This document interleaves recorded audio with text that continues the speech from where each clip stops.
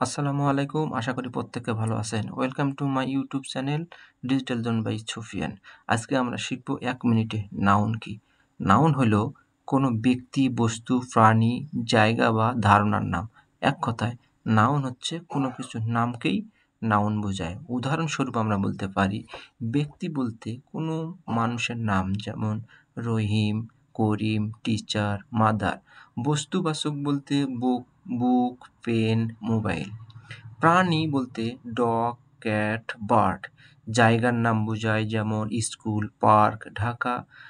ধারণার নামও বোঝায় যেমন লাভ, অনেস্টি, হ্যাপিনেস।